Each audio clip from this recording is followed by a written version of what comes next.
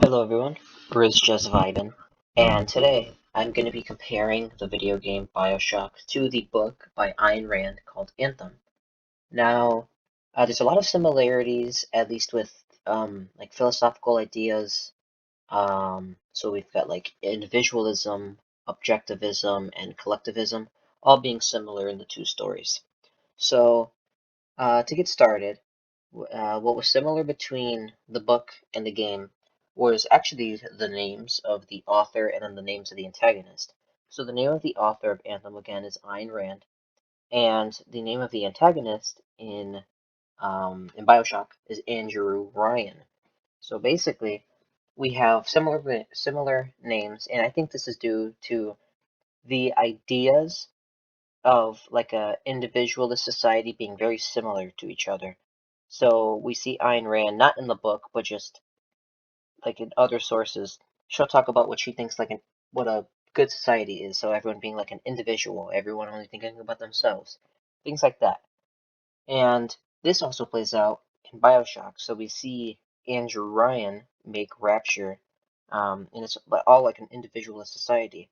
Everyone only worries about themselves. Nobody worries about other people, and that's possibly why the city turns to crap later on.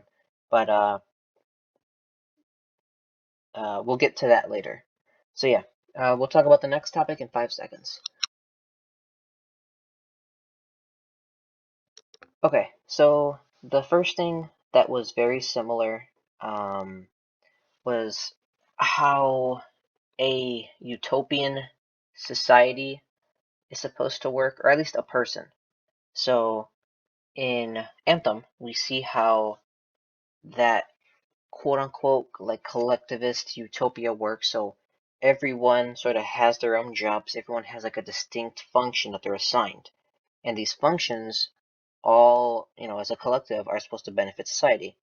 Now, this is not the same in Bioshock. However, I want to bring up the character Jack, which is the person we play as. By the end of the game, um, according to, I forget the doctor's name, but we are like a perfect utopia, or utopian. So basically, we can't make any selfish choices.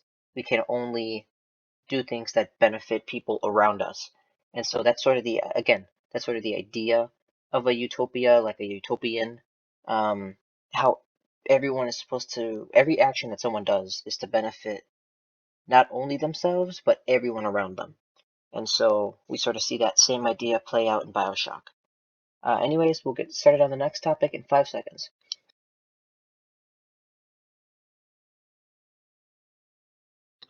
Okay, so the next topic we'll talk about is okay, philosophically, Ayn Rand sort of had the idea that religion was a downfall to society. Now, we see this play out in both of the stories. So basically, in the first story, in Anthem, we see how when equality changes how he thinks of his society. So basically, he no longer thinks that the society he's in is for the best of him, and he runs away. He'll discover these books with his girlfriend Liberty, and so with these books, he reads about like mythology. He'll read about gods. So he changes his name to Prometheus.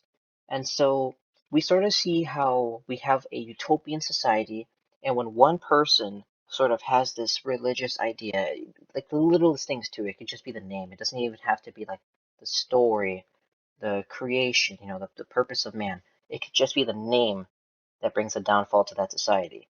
And the elders, I don't think they knew what religion was in Anthem, but they can sort of see how it may like bring a downfall to their society. Now, this is again in Anthem. This is because of the name, and so equality leaves his society, and sort of by the end of the book, it's not like a closed ending, but basically we can presume that equality would like make his own society, and people would have freedom of thought. Now, this is the same in Bioshock. So basically, we have these two gene altering substances called Adam and Eve, and just the names, you know, are biblical, mythological. So we've got Adam and Eve, you know, the first man and woman. And it's due to these two gene-altering substances that Rapture actually sort of falls apart, and we see that play out in the game. We see it play out in 1. They try changing it in 2, and we'll talk about that in like next. And then it's not as big and infinite, but we sort of still see the idea of religion being the downfall to the society. So yes, just to summarize, like even just the names, Adam, Eve, Prometheus, and I think Liberty's name, he changed hers to Gaia. How just like the littlest things relating to religion can be the downfall to a utopian society because it sort of changes how people think. And also, you know, with religion as seen nowadays, it can change how everyone thinks. So maybe you have a huge part of the population believing in, you know, Christianity, you know, Jesus. Then you have another part of the population believing in Zeus, you know, Hera, and you have another part of the population believing in, I don't know, like, you know, Buddhism. So it's sort of the fact that everyone has to think the same in order for the society to work, that religion would not help at all because it's going to make people think differently about everything. So yeah, that's about it. We're going to talk about the next topic in 5 seconds.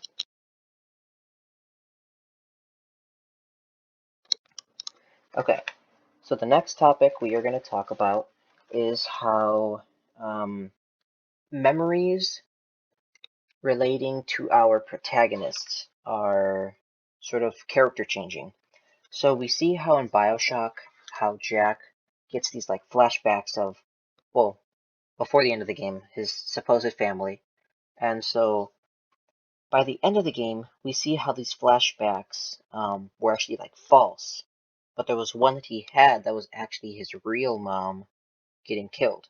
And so we see that change him. And so over time, he goes from like, I'm not going to say selfish, but he had the choice to make the selfish thoughts, to being your perfect utopian, so no longer making selfish thoughts. He can't.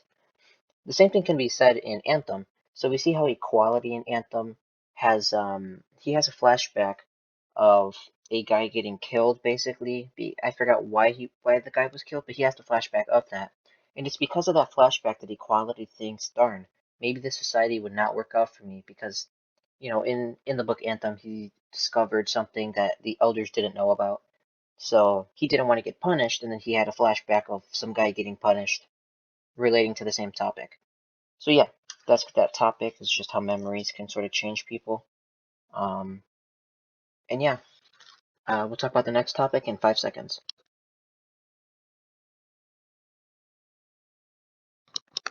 Okay, guys. So our next topic is going to be how um, how the societies work. I don't think I touched on it yet. So basically, in Bioshock, everybody, or Andrew Ryan had the idea to have an individualist society. So basically, everyone only worries about themselves. Um, and, well, at first it was going well. At first, Rapture, which is the name of the city again, was doing very well for itself. But over time, you know, there's no laws, there's nothing. It's really just about yourself. It gets, I wouldn't say corrupt, but people start like screwing each other over, killing each other. It's because they're greedy. Again, it's like an individualist thing. It's only to benefit themselves. So that's how that society worked. Now in Anthem, it's the opposite, or like the extreme opposite. So instead of everyone worrying about themselves, now everyone has to care about each other. So it's more of like a it's more of a collectivist society. Sorry. And so basically, everyone again gets assigned their jobs, and it's only to benefit everyone around you, not just you. And so we see how the two stories, it's not a similarity, it's a difference, but we see how the two stories are extreme opposites of individualist society and a collectivist society. So, yeah, we'll get started on the next topic in 5 seconds.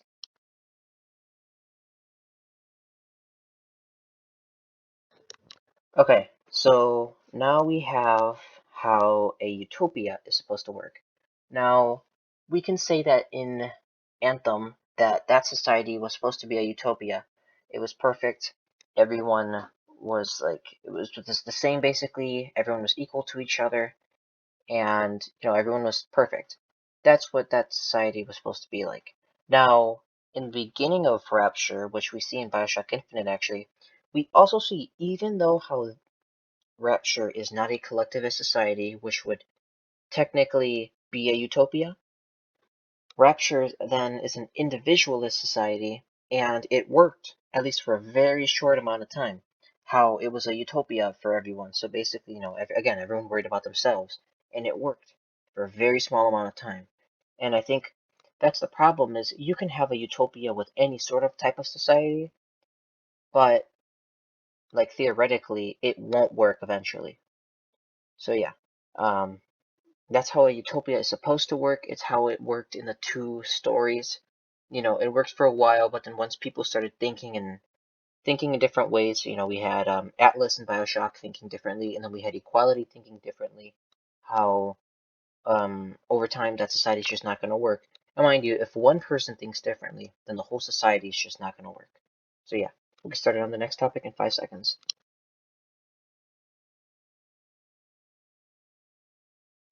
Okay, so the next topic we're going to talk about is how the elders and Ryan sort of work similarly.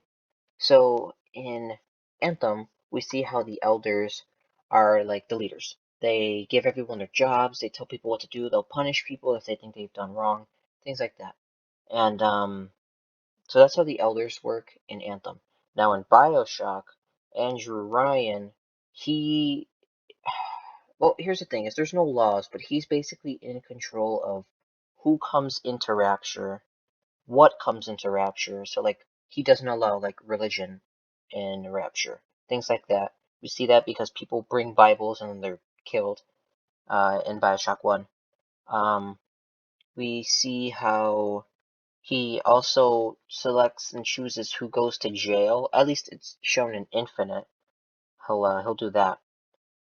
And so, yeah, we sort of see how the elders and Andrew Ryan are very similar in their roles in the society. So yeah, we'll get started on the next topic in 5 seconds. Okay, so the next topic we're going to talk about is how Equality, which again is our protagonist in Anthem, and how Atlas thinks similarly. So basically, Equality in Anthem at first thinks that the society is good. He doesn't complain. But then over time, after he, discovers something that the elders do not have and he gets punished for bringing that in, he thinks differently about the society. He then thinks that it's like no longer good for him. And so we sort of see the same thing play out with Atlas. So Atlas is, well, he's like a protagonist and an antagonist. He's the guy that helped us, and then he's also the guy that hurt us in the end. No, tried hurting us in the end. Sorry. And so how they both work similarly is how they think. So basically, again, Equality was at first okay with the society, as well as Atlas. They're first okay, but then once they start thinking differently, and it's not about the same thing. Well, actually, it is. So basically, Equality is sort of greedy, right? Instead of caring about other people around him, he only cares for himself. He wants to benefit himself. The same exact thing can be said for Atlas. Um, when there's like the little girls, the little sisters that are able to get Adam, which is that like addictive gene substance. He sort of takes advantage of that and wanting that. So he'll think differently from the rest of society. And again, because these two characters thought differently from the society, all of it just would not work. And so that's why Rapture also went into like a civil war. It's in like the audio logs and in Bioshock Infinite. They went into a civil war, and mainly it was Andrew Ryan like versus Atlas, and then they both had people working with them. So yeah, we'll move on to the next topic in 5 seconds.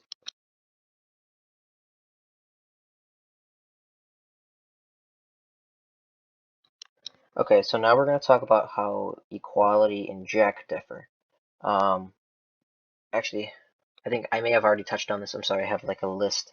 And so again, equality by the end of his story in Anthem sort of thinks very selfishly. He only cares about himself. He literally ends the book with saying I. You know, I is like the most important thing to be said. Um, Meanwhile, Jack, our protagonist in Bioshock, he, by the end of the story, can't make any selfish choices. So, yeah, that's similar, or that's a difference there. So, I'll talk about the next topic in 5 seconds.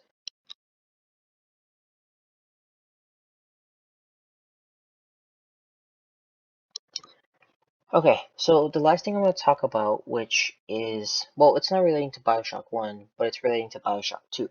And so we see in Bioshock 2 how instead of having like an individualist society, how it's a collectivist society. So we see that Dr. Lamb is changing people. We see that the people, instead of caring about themselves now, are actually like working together.